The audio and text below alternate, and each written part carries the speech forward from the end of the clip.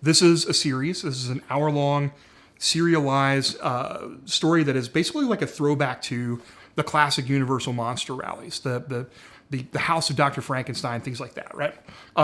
This story is kind of born from when I was a kid. So I would go to my grandma's house, my Granny Carol, and I would stay up late watching things like The Twilight Zone with her. And we would also watch like Chiller Theater. And Chiller Theater was just like all these great old movies, all the Universal monster movies. And the thing is, when I was a kid, I had such extraordinary empathy for these monsters, particularly for Frankenstein's monster, for the creature. Because it was just unfair how they were being treated. Like they didn't have any say in what happened to them and who they were, and they were constantly being chased around with torches and pitchforks and things like that. And so I think that I just naturally gravitated toward these characters who were misunderstood. And then as I got older, I started writing plays for theaters. I adapted Dracula. I adapted Frankenstein. I wrote an original thing called Dracula and Tombstone, which is Dracula versus Wyatt Earp. And then now, like recently, I started coming back to it again and thinking about the cool thing about those monsters is that they are all metaphors for the things that make us human. And that you can, in telling a story about these characters, that you can talk about things that dramatists have been talking about for hundreds, thousands of years. All the way back to the Greeks. Hubris, ambition, love, lust, revenge. All those things are embedded in these stories. That's why I think it's so cool. So I slammed all those things together and came up with this show that is a little bit of like a Game of Thrones style epic drama about warring factions of gods and monsters set in a modern day New York City.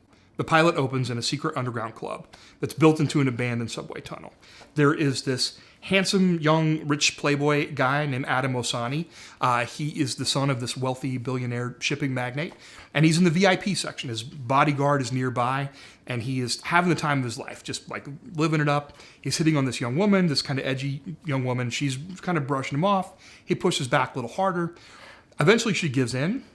And she's like, okay, but not here. She leads him back into this like tunnel, back into the subway. And they start making out, and he, pushes her against the wall. She turns around, pushes him against the wall. She's kissing him.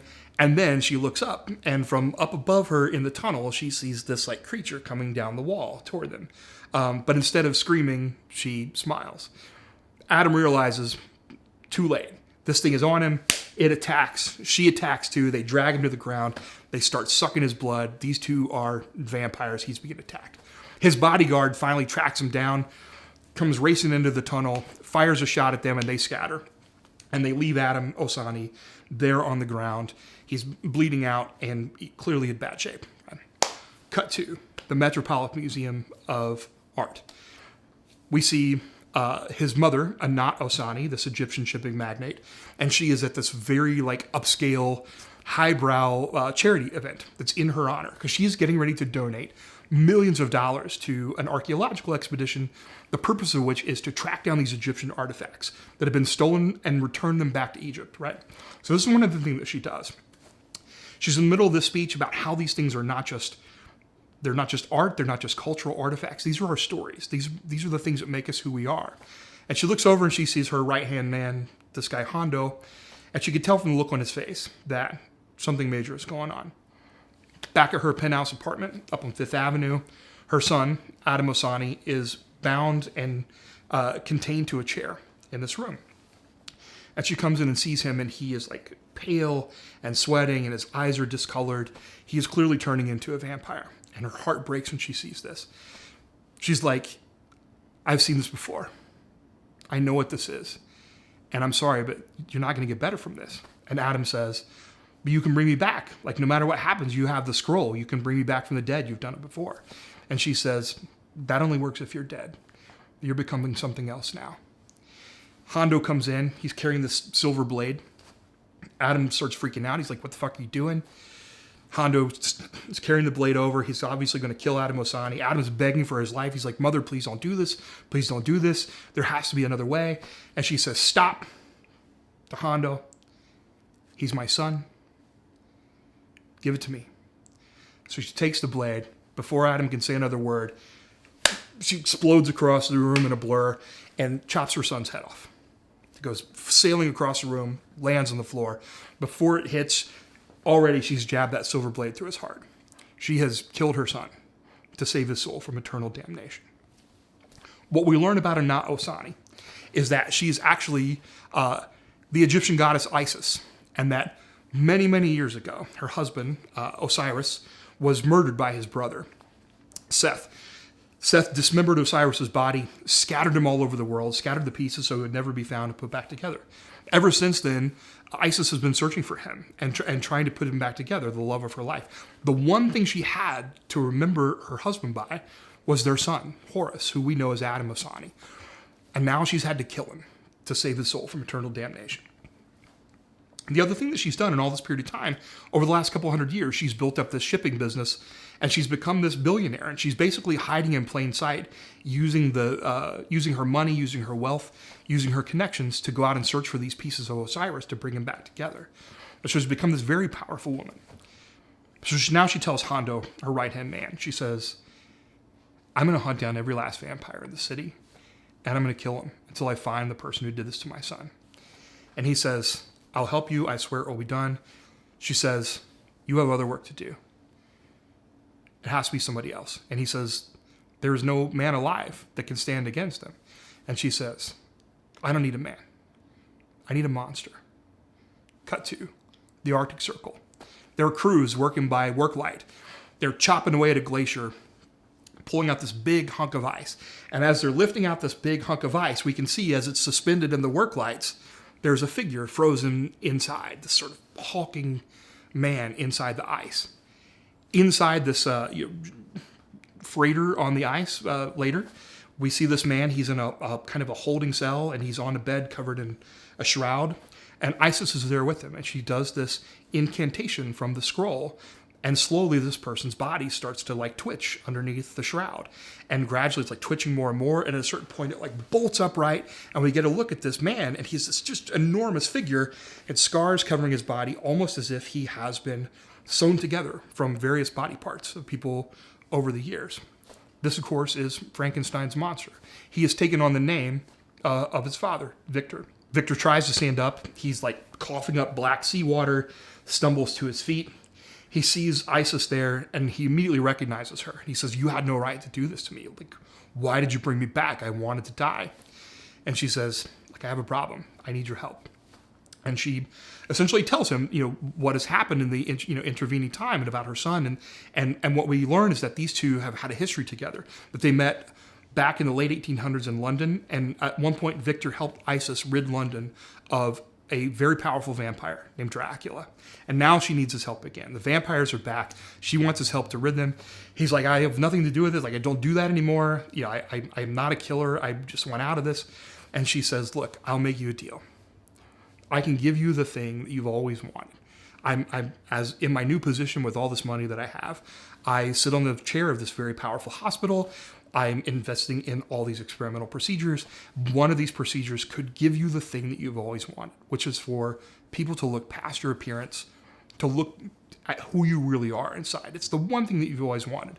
Do this for me, and I'll give that to you. Cut to New York. Victor has come back to New York. He is a stranger in a strange land. This is, 100, 200 years later, and it's just all a blur to him, right? But she introduces him to this doctor named Jack Griffin. And Jack Griffin has come up with this experimental procedure that is essentially like transplanting somebody's consciousness into an awaiting vessel that he's growing, like these organic bodies, right? And these vessels, these sort of like expressionless bodies, are hanging out in these kind of weird pods and glowing liquid and things like that too. And Victor is like kind of stunned that all this time later that people are still doing the same thing that his father was doing. They're trying to conquer sickness and death, right? And he can't help but see himself in this lifeless vessel. But also, there is a chance that if this works, that he could live his life as one of these people. Right? So he accepts the job. Early in the pilot, we meet another character named Maria. And Maria is this young woman. When we meet her, she is in the middle of a black arms deal with this kind of like underground sort of, shady looking dude. And what she's buying is this like modified assault rifle that shoots liquid silver capsules. And the guy who's selling it to her, this guy Genzo, is like, this is a certified straight up vampire killer, right? This was developed by the Pope himself. This was sanctioned by the Holy See. One shot, your vampire problem is eliminated. She's like, okay, cool. And the deal goes south. He tries to shoot her, and the bullet goes through her shoulder, and she looks down and immediately heals. And Genzo realizes too late, like, shit, you're one of them, right? She kills him, superhuman speed, superhuman strength. She's a badass. What we learn about Maria is that she is in charge of this clan of vampires who are living in New York. And it's a little like a sort of mafia family, the way this functions. One of the things that she's really struggling with is just keeping the loyalty of her crew, because a lot of people in her crew feel like she didn't deserve this position of being the leader of this crew, that she didn't earn her way up. But the only reason she got it was because her daddy gave it to her. Into the pilot, Maria realizes that she has to do something to get everybody's morale up. And so she leads them on this super high speed, super adrenalized takedown of a blood truck that is about to deliver blood to a disaster site. They take it down, everybody's feasting on blood. She's kind of won their loyalty for another day. So there's one more character we introduce in the pilot. It's this young man named Larry Talbot. Larry Talbot is a social worker. And we see him going through his day. He meets up with, kids, like low-income kids. He's meeting people who have mental health issues. It's a very kind of tense, stressful job, puts him in a lot of weird positions. And at the end of the day, he goes to see his final client. He descends into a secret abandoned subway station where there's a working fountain and all this old tile and stuff.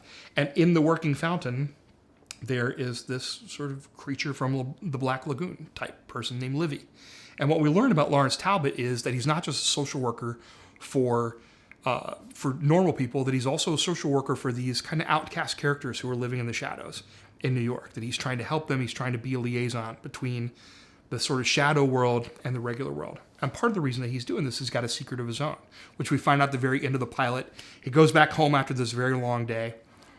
He looks up, sees the full moon starting to rise, strips down naked, opens his closet door. Inside his closet door is a bank vault, which he locks himself inside. Toward the end of the pilot, Horace's bodyguard leads Victor to the tunnel where Horace was attacked. This is where Victor finds the female vampire that attacked at him at the beginning, and he's trying to get information from her. And she tells him this secret about Maria, this thing that just shocks him to the core. And he goes back to the penthouse with Isis and gives her the bad news. And he says, the head of this New York clan, this young woman, Maria, bad news, she's Dracula's daughter. And if we go to war with her, that means we're going to war with him again. And we both know what happened last time. Isis says, so be it. End pilot.